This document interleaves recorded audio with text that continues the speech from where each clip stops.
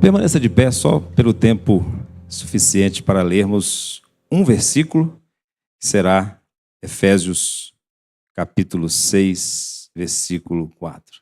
Quero cumprimentar todos os irmãos com a graça e a paz do nosso Senhor Jesus Cristo e agradecer a Deus por essa oportunidade que temos de, como famílias, cultuarmos ao Senhor, rendermos louvores ao seu nome. Efésios 6:4 diz: E vós, pais, não provoqueis vossos filhos a ira, mas criai-os na disciplina e admoestação do Senhor. Os irmãos podem ler esse versículo? E vós, pais, não provoqueis vossos filhos a ira, mas criai-os na disciplina e na admoestação do Senhor. Amém. Podeis assentar? Meus irmãos, nós temos o privilégio de dar continuidade a uma mensagem que iniciamos há não muito tempo, e quem está nos acompanhando através do YouTube pode acessar. Na própria epístola de Paulo aos Efésios, no capítulo 5, nós começamos a meditar sobre família na perspectiva da plenitude do Espírito, a plenitude do Espírito e a vida em família. E agora nós vamos continuar nesse mesmo texto e nesse mesmo tema, avançando um pouco mais para pensarmos sobre a plenitude do Espírito e o papel dos pais. Nós iniciamos, meus irmãos, esta série de apenas 2 mensagens, dizendo que, para o apóstolo Paulo, o Espírito Santo está revertendo os efeitos da queda. Nós podemos ver isso no capítulo 4, versículos 23 e 24, quando fala da renovação do espírito do entendimento e do revestimento do novo homem, criado segundo Deus. Isso aponta para a redenção em Cristo, para a graça de Deus que recebemos pela fé e para essa nova identidade, essa nova vida em Cristo. Esse novo homem, esse homem criado segundo Deus, em justiça, em retidão, procedentes da verdade, através da experiência da conversão, do novo nascimento, nós podemos viver essa nova humanidade.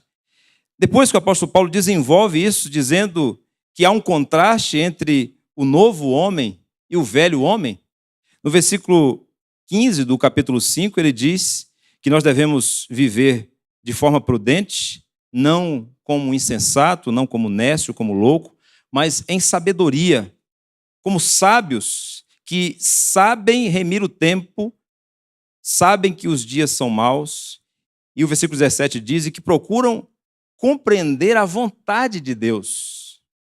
Então há uma ênfase do apóstolo Paulo de que essa nova vida, que é guiada, que é controlada pelo Espírito, deve ter como alvo a vontade de Deus, ser conduzido pela vontade de Deus. Nós lemos o versículo 18, da última vez enfatizamos esse processo do enchimento com o Espírito, de que há um indicativo da parte de Deus em sua palavra, dizendo que nós temos a habitação do Espírito, mas há um imperativo também, dizendo que nós devemos buscar o enchimento, a plenitude do Espírito.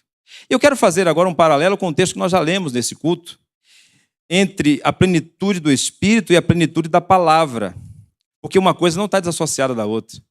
Se nós temos como alvo buscar a vontade de Deus, será através da palavra de Deus, no poder do Espírito. Veja que Colossenses capítulo 3, o texto que nós lemos, no versículo 16, diz: habite ricamente em vós a palavra de Cristo, instruí-vos e aconselhai-vos mutuamente em toda sabedoria. Vejam a ênfase em sabedoria. Em toda sabedoria, louvando a Deus com salmos, hinos, cânticos espirituais, com gratidão em vosso coração. Os irmãos percebem que há um paralelo entre esse texto e o texto de Efésios. Quando fala do enchimento com o Espírito Santo, fala da expressão disso através do louvor e através do serviço. Aqui também, em Colossenses, nós temos a expressão dessa habitação plena da palavra, que é usada pelo Espírito para nos conduzir na direção da vontade de Deus. Então nós podemos dizer que a família deve viver na plenitude do Espírito e na plenitude da palavra também. Não há contradição entre o Espírito e a palavra, porque o Espírito é quem inspirou a palavra e ele usa a palavra como instrumento para nos dar sabedoria, para vivermos, como nós já dissemos, no casamento, enfatizamos na última mensagem, e agora também na criação, na educação, na disciplina dos filhos. Nós podemos aprender então, meus irmãos, com a associação entre esses dois textos que formam uma unidade, que pais que vivem a plenitude do Espírito, a plenitude da palavra, poderão exercer os seus papéis com sabedoria. Essa sabedoria vem de Deus. Deus tem uma sabedoria que vai caber exatamente, que vai combinar perfeitamente com a identidade, o perfil, o temperamento de cada filho. E nós sabemos que há diferenças entre os filhos, né? Existem filhos e filhos. Quem tem mais de um, mais de dois, mais de 5, sabe que cada filho é único. Cada um é uma expressão única da imagem e semelhança de Deus. É assim ou não é? A gente conhece. Os pais, na verdade, conhecem até o coração dos filhos. Pela expressão, pelo olhar, já sabe como está o coração. Então, essa vida preciosa que Deus nos deu o privilégio de conduzir na direção da plenitude do Espírito e da palavra, Ele nos dá sabedoria para educar os nossos filhos. Meus irmãos, nosso ponto de partida, quando pensamos na criação de filhos, deve ser essa. Se os filhos são herança do Senhor, como diz o Salmo 127, pertencem a Ele. E Deus os ama os nossos filhos muito mais do que nós. Ele é o primeiro, o maior interessado que os nossos filhos cheguem à maturidade, ao pleno desenvolvimento, e Ele vai nos capacitar para que sejamos pais e mães, educadores, cuidadores, responsáveis e que cumpram o seu papel. Nós devemos confiar que Deus vai nos conduzir nessa tarefa. Meus irmãos, estamos diante de algo que é humanamente impossível. Como que seres humanos imperfeitos, pecadores, podem ser responsáveis por guiar outros seres humanos que são imperfeitos, que são pecadores, em direção ao Filho amado de Deus que nunca pecou, portanto é perfeito. Criação de filhos é isso. Pais imperfeitos conduzem filhos imperfeitos ao Filho perfeito de Deus. Pais pecadores conduzem filhos pecadores ao Filho amado de Deus que nunca pecou, que nos redime de todo pecado. Porque se não partirmos, meus irmãos, dessa dependência de Deus, nós vamos sim buscar conhecimento, métodos e técnicas, vamos encher a nossa cabeça de muita informação. Mas a gente sabe que a vida é dinâmica, a gente sabe que vem enfermidade, que vem as escolhas que são incoerentes, inadequadas por parte dos filhos, e nossas também. Nós sabemos dos reveses que estarão no caminho. Então precisamos depender totalmente do Senhor nessa missão que Ele nos confiou. Ele nos capacitará para exercermos este papel. Uma outra observação que eu faço antes de avançar, e eu sempre preciso fazer essa observação, porque, na verdade, sobre criação de filhos, nós não falamos, nós fazemos. Então, a minha posição aqui, o meu lugar de fala é de um pastor que está sujeito à palavra de Deus e tem a função de transmitir a palavra de Deus. Mas eu não quero dar conselhos, eu não sou modelo de pai, e eu não quero aqui dizer que você está certo ou que você está errado e julgar a forma como você cria ou aplica a disciplina na vida dos seus filhos. Eu costumo até brincar dizendo que nós deveríamos pensar assim: só quem pode falar da criação de filhos é quem já teve os filhos e os filhos já deram netos. Porque aí a gente já começa a avaliar se o que a gente transmitiu funcionou, né? Então vamos combinar que a gente só teria a condição de dar conselho quando chegar ao status de avô ou de avó, né? E isso tira um peso dos nossos ombros, né? Eu não quero me colocar diante dos irmãos como alguém que pode dar conselhos, porque, na verdade, todos nós estamos diante do Senhor, que é o Deus da sabedoria e da sua palavra que nos orienta. Mas nesse versículo da palavra de Deus, nós encontramos aqui pelo menos 2 aspectos que precisamos seguir o pensamento do apóstolo Paulo, inspirado pelo Espírito Santo, para entender que, de um lado, há uma exortação para que a criação de filhos, a disciplina dos filhos, seja exercida com equilíbrio, e, por outro lado, há um chamado ao investimento sacrificial no desenvolvimento dos filhos. É assim que nós entendemos esse versículo, que se divide pelo menos em duas partes. E vós, pais, não provoqueis a ira a vossos filhos. Há um chamado aqui, meus irmãos, ao equilíbrio no exercício da disciplina. Mas também o texto diz, criai-os na disciplina e na admoestação do Senhor. Há um aspecto positivo também, um chamado ao investimento sacrificial no desenvolvimento dos filhos. Por que Paulo, meus irmãos, chama a atenção nesse aspecto negativo? Não provoqueis a ira a vossos filhos. Por que ele começa com a negativa, com não? Vejam que tem um detalhe no início do capítulo 6 que eu quero chamar a sua atenção. Quando Paulo se refere à família, e nesse código doméstico, como nós vimos na nossa última oportunidade aqui, ele chama as mulheres antes dos homens, né? Ele já quebra uma ordem que era protocolar.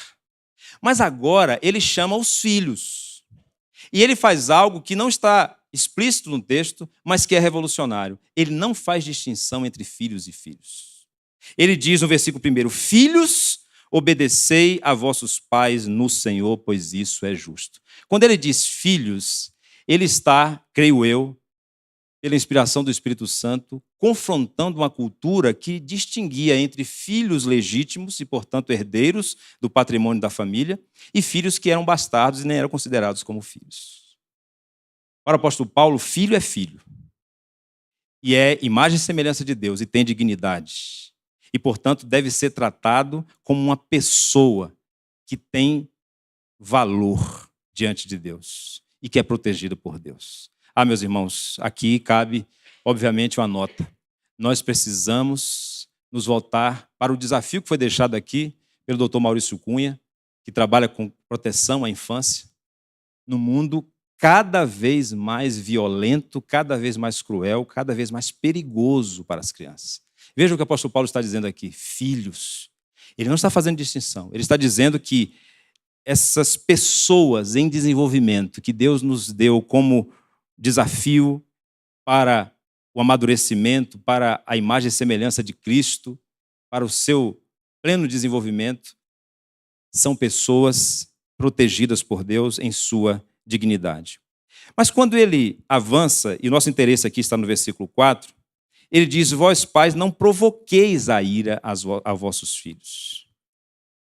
Nós sabemos, pela palavra de Deus, o autor aos Hebreus diz isso, que a disciplina é desagradável, traz um desconforto. Porque a disciplina, o limite, a correção, confronta o nosso desejo, as nossas vontades, as nossas preferências.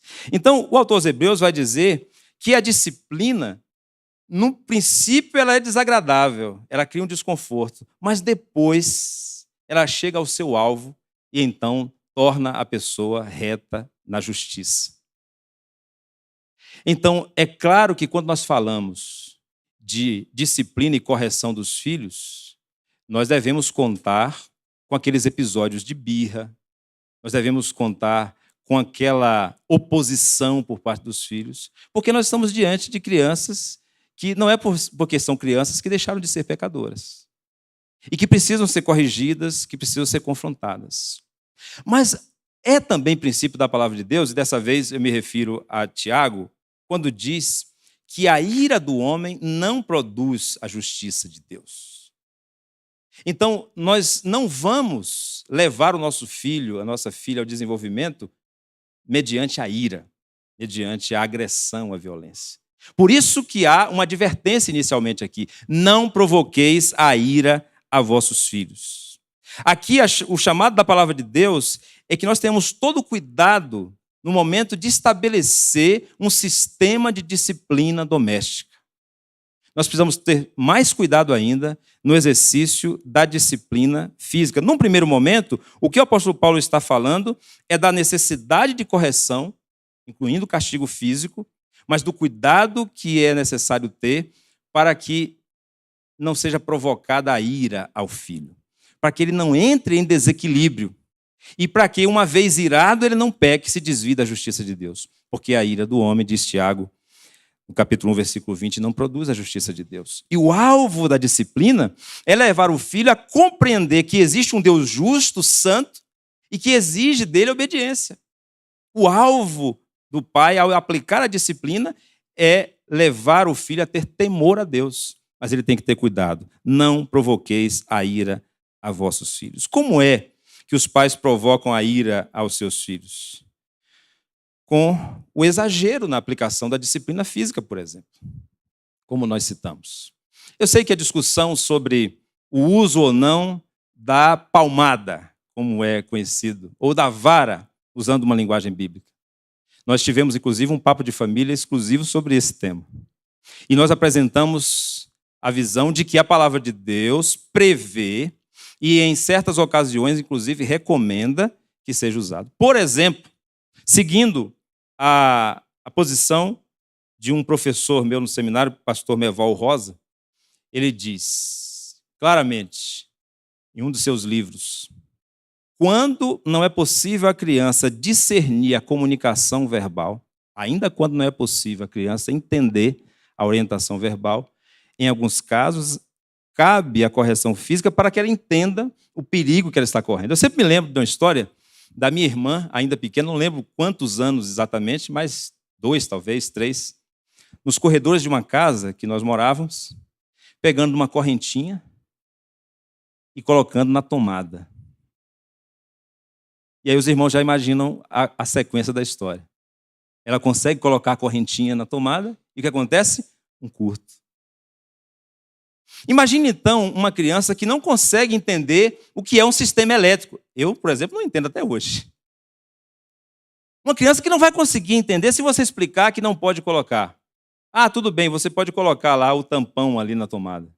Mas, eventualmente, se ela associar uma palmada na mão com o risco que ela corre em avançar e desobedecer, talvez isso seja, de fato, muito eficaz para que ela entenda o perigo que ela está correndo. É maior do que aquela palmada na mão. Vai ficar vermelhinho, vai doer um tempo, mas ela vai entender que há uma associação entre a dor e a atitude dela de desobediência naquela situação. Percebem que há, por parte da palavra de Deus, uma sabedoria, inclusive no uso da disciplina física. Mas Paulo insiste, meus irmãos, e eu quero repetir, não provoqueis a ira a vossos filhos.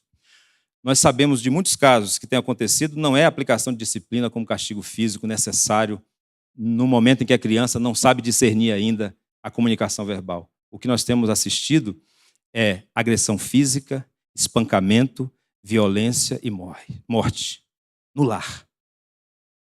Você sabe qual é o ambiente mais inseguro, mais perigoso para uma criança hoje? Infelizmente, é o seu próprio lar. Recentemente eu participei em Nova Serrana de um encontro que teve a participação de uma conselheira tutelar e uma psicóloga forense. Inclusive, eu não tinha ainda tido a oportunidade de conhecer essa profissão, ou essa especialidade da psicologia, uma psicóloga forense, falando de relatos de casos que tanto o conselho tutelar quanto o fórum, o juiz, demandava por esse tipo de assistência, de assessoria. A conselheira tutelar narrou um caso que para mim foi estarrecedor. Ela disse que o conselho foi acionado porque uma criança chegou na escola daquele jeito que você pode imaginar, eu não quero descrever. E então o professor, o diretor, é obrigado por lei a acionar. O conselho tutelar foi já com a polícia e leva aquela mãe para a delegacia e lá ela é autuada e tem todo aquele boletim de ocorrência. O que ela diz ao delegado? E a conselheira tutelar disse que nesse momento ela já estava tremendo assim. Porque a mãe disse, olha, eu tenho 4 filhos, 2 têm autismo em grau severo, uma outra é muito danada, e eu estava estressada e descontei nessa daí. Então, o que nós assistimos, do outro lado, é o extremo da violência, como sendo o único recurso. E, na verdade, é uma ira gerando mais ira. E gerando uma pessoa que vai depois ter sérios problemas com a imagem que ele tem de um Deus que é autoridade sobre a sua vida, que tem uma vontade que é boa, agradável e perfeita, e que ele deve obedecer. Então, é válido sim, meus irmãos, a advertência da palavra de Deus quando diz, não provoqueis a ira a vossos filhos. Devemos ter todo o cuidado na administração da disciplina, especialmente da disciplina como castigo físico. Mas a disciplina como um sistema que inclui punição, que inclui castigo, restrição, privação, esse sistema precisa ser instalado na família. Ai da família, meus irmãos, que não tiver um sistema de disciplina. Porque onde não há lei, onde não há ordem, se instala o caos. E aí sim, dessa forma, é claro que a família não vai testemunhar da presença de Deus, muito menos da sabedoria de Deus. Tem um exemplo bíblico que eu recupero, a gente não vai precisar ler o texto, mas é só uma citação a Adonias, filho de Davi, que ambicionou a sucessão do trono de Davi e criou uma revolução para tomar o trono de Davi e não deixar que Salomão fosse rei. 1 Reis, capítulo 1, versículo 6, diz que Davi nunca contrariou o seu filho Adonias. Nós começamos dizendo que a disciplina gera contrariação, gera aquele desagravo, gera o constrangimento. Davi nunca disciplinou. O que é que ele estava plantando? Ele estava plantando uma revolta na sua própria casa e também no seu reino. Por outro lado, então, meus irmãos, a negligência também deve ser evitada.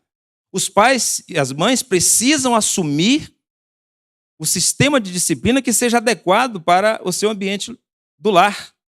Agora, precisa usar essa autoridade com equilíbrio, como nós devemos defender pela palavra de Deus.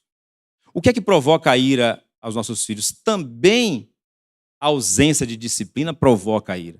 Porque você terá uma criança ou um adolescente governado pelos seus próprios desejos, seguindo a vontade dos seus amigos, ou enfim, dos influenciadores das redes sociais, e uma vez que ele é frustrado, não foi educado nos limites, não sabe lidar com o não, e então cria-se uma revolta, uma atitude de desobediência, de oposição aos pais.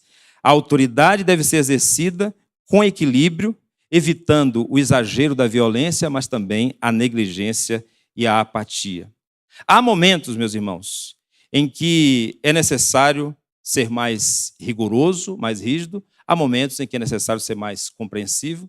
E eu penso aqui nesse ponto sobre a administração da disciplina com equilíbrio para evitar a ira nos filhos, que todo sistema de disciplina doméstica precisa ter o que eu chamo de uma linha vermelha. Precisa ficar claro no seu lar o que significa uma atitude que cruza essa linha vermelha. Vou dar alguns exemplos. Mentira. Precisa ficar claro para a criação dos filhos que no momento que uma mentira entrou no lar, todos devem parar, porque todo o sistema foi comprometido. E agora essa mentira precisa ser confrontada. Aí se cruzou uma linha vermelha. Outro exemplo, quando há uma afronta pública à autoridade do pai ou da mãe. Cruzou-se uma linha vermelha. Por quê? Se Deus estabeleceu, por exemplo, a liderança do pai, como nós vamos ver aqui na sequência, então a quebra dessa autoridade, principalmente a afronta em público, compromete todo o sistema. Aí os irmãos já estão imaginando as cenas da criança que, a depender do seu estágio de desenvolvimento, vai se opor, vai ter aquele episódio de birra, mas existe também aquela manipulação e aquela atitude que demonstra uma intencionalidade de realmente afrontar o pai e a mãe, de confrontar a autoridade do pai e da mãe. A família, então, precisa estabelecer qual é essa linha vermelha, mas de lá para cá, antes desse extremo, antes dessa atitude que não pode ser tolerada, meus irmãos, nós precisamos ser compreensivos com o desenvolvimento dos nossos filhos. Precisamos entender que são pessoas que precisam de apoio e de suporte para o seu desenvolvimento. E aí nós precisamos bancar o desenvolvimento dos nossos filhos. Chegamos então na segunda parte desse versículo. O que é que diz o texto? Criai-os na admoestação e na disciplina do Senhor, na disciplina e na admoestação do Senhor. O texto diz, meus irmãos, que nós devemos criar. E criar aqui, a palavra significa desenvolver, nutrir, cuidar do amadurecimento dos filhos. Nós precisamos investir no desenvolvimento integral dos nossos filhos. Uma certa vez um professor disse, e ele, com formação em psicologia, tem o meu crédito. Ele disse que o ser humano é 50% daquilo que o ser humano é, 50% é definido pelo seu DNA ou é herdado geneticamente. É uma herança natural dos seus pais. 10% é influência do meio que está interagindo com essa herança que ele recebeu. 40% é responsabilidade dele e escolhas que ele faz em cada experiência que ele tem na vida. Se a gente tomar como base essa posição de que 60% é o que a pessoa é e a influência do contexto onde ela está, meus irmãos, os pais precisam bancar o desenvolvimento dos filhos em pelo menos 60%. Concorda comigo? Nós precisamos ter uma atitude de tolerância, de compreensão do desenvolvimento dessa pessoa. Compreender que, muitas vezes, as oposições, as birras ou a negativa à obediência aos pais não é necessariamente por falta de temor a Deus ou por afronta à autoridade. É porque faltou compreensão, é porque tem um jeito específico de chegar ao coração dessa criança que nós precisamos descobrir. E precisamos caminhar com ela um pouco mais. E repetir criativamente as orientações, as ressalvas, as observações que nós fazemos. Eu não sei quantos irmãos, mas muitas vezes nós ensinamos determinadas posturas ou condutas e parece que quando o pai fala não vale, né? Quando a mãe fala não vale. Mas uma vez uma irmã me relatou que ficou surpresa quando a filha chegou e disse que houve na escola um dia dedicado à saúde bucal e foi lá uma especialista, uma dentista, explicou a necessidade da escovação dentária, de usar o fio dental e como a pessoa precisa cuidar da higiene, porque a higiene bucal tem a ver com toda a saúde do corpo. Aí a mãe ficou olhando para a filha assim. É? Interessante, né? Porque a dentista falou na escola, porque houve um projeto específico na escola, agora tem validade, agora sim deve se cuidar. E todas as vezes que a mãe e o pai disseram que tinha que escovar os dentes sempre depois de toda a refeição, meus irmãos, nós não temos outro caminho. Precisamos repetir. Vai haver compreensão naquele momento? Talvez não, mas repita. Vai haver necessidade de ter mais paciência? Peça a Deus, mas invista, insista, porque Deus lhe deu o privilégio de cuidar, de nutrir, de investir no desenvolvimento dessa pessoa em formação. No texto que nós lemos em paralelo, em Colossenses capítulo 3, quando nós estamos diante do apóstolo Paulo falando aos pais, há na primeira parte, assim como em Efésios capítulo 6, 4, o chamado ao equilíbrio, não irriteis os vossos filhos, mas há um complemento que não está em Efésios, para que não fiquem desanimados. Para que não fiquem desanimados. Vejam, meus irmãos, que há um cuidado da palavra de Deus em alertar os pais para que também o coração do filho seja contemplado, não só a mente. Veja que o apóstolo Paulo aqui está dizendo: criai-os na disciplina e na admoestação do Senhor. Há o aspecto do treinamento, do limite, da repetição, mas há também uma busca de convencimento, de instrução, porque a admoestação aqui é convencer pela palavra, mas há um complemento em Colossenses, no capítulo 3, dizendo: para que não fiquem desanimados. O coração também deve ser contemplado. Nós devemos estar atentos também ao desenvolvimento emocional dos nossos filhos. E aqui eu acrescento um ponto, já caminhando para a conclusão. No versículo 1 do capítulo 6, o apóstolo Paulo diz: filhos, obedecei a vossos pais. Ok? A vossos pais. Aqui ele usa uma palavra, que é a palavra genérica para pai e mãe, vossos pais. No versículo 4, ele usa outra palavra, e vós pais. Agora ele usa o plural de pater, que é o pai, o homem.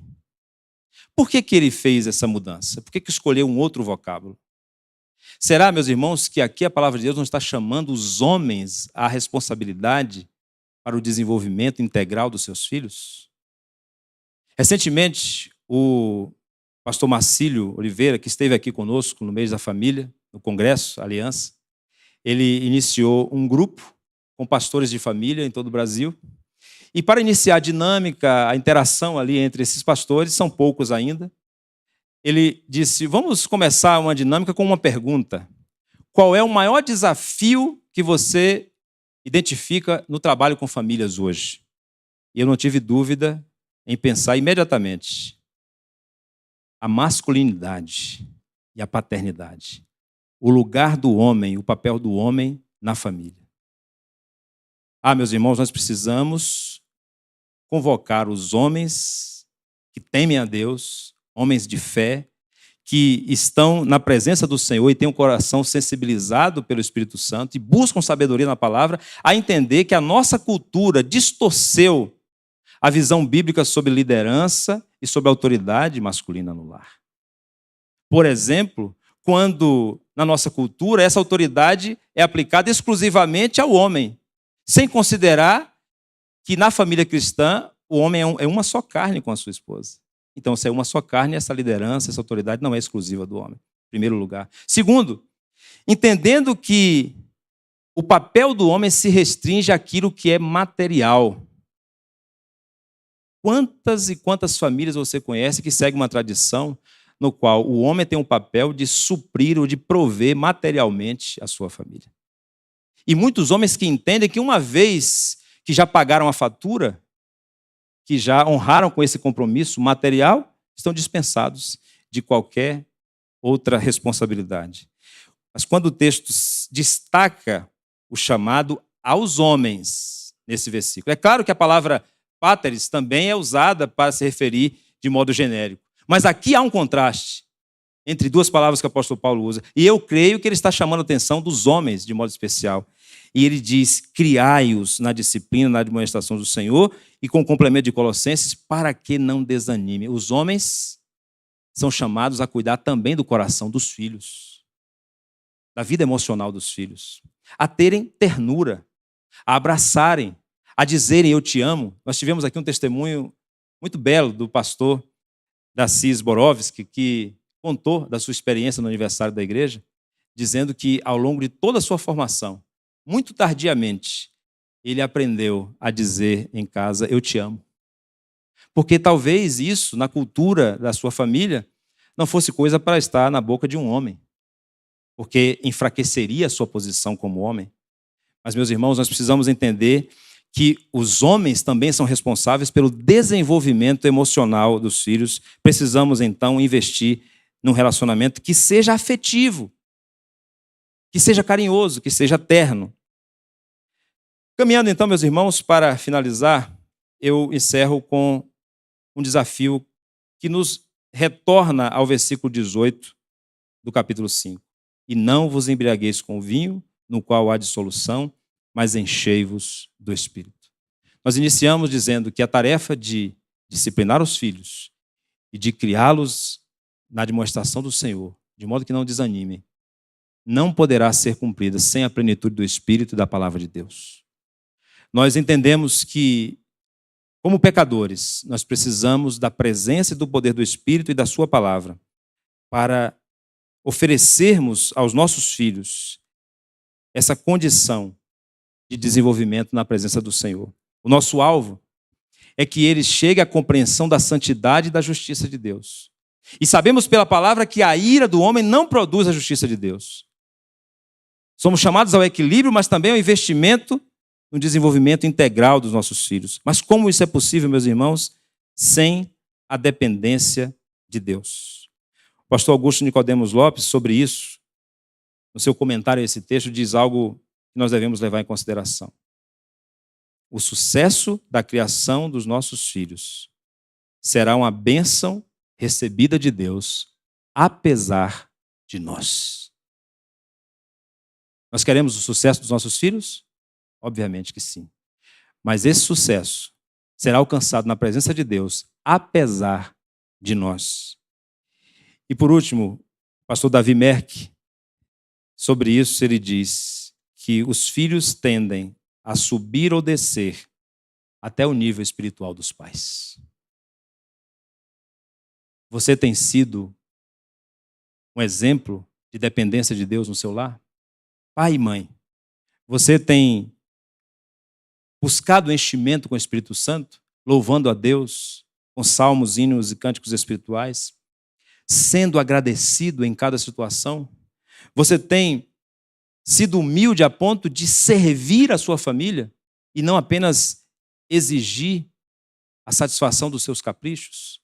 Você tem se quebrantado? Você tem exercitado algo muito importante no nosso lar, que é pais pedirem perdão aos seus filhos? Para muitos, talvez isso seja um desafio inatingível, mas pelo Espírito Santo é possível, com o quebrantamento que ele gera em nós, pedir perdão quando você diretamente o atingiu com um erro, com a negligência, com a falta de sensibilidade. Assim, nós estaremos mostrando que é possível viver esse quebrantamento na presença de Deus. Vamos orar por isso. Amado Senhor, nós te somos gratos, ó Pai, pela tua palavra que nos chama a uma vida de dependência do Espírito e dependência da tua palavra para termos sabedoria.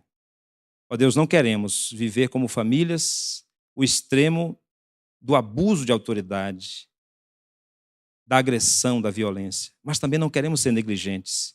Queremos ensinar os nossos filhos a temerem ao Senhor e viverem no caminho da justiça. E para isso, ó Deus, dependemos da presença do teu Espírito em nós, que nos quebranta, que nos faz enxergar, ó Deus, que se dependesse de nós, nunca seria possível. Mas será possível apesar de nós, na dependência da tua graça, do poder do teu Santo Espírito. Nós oramos assim, agradecidos, em nome de Jesus. Amém. Amém.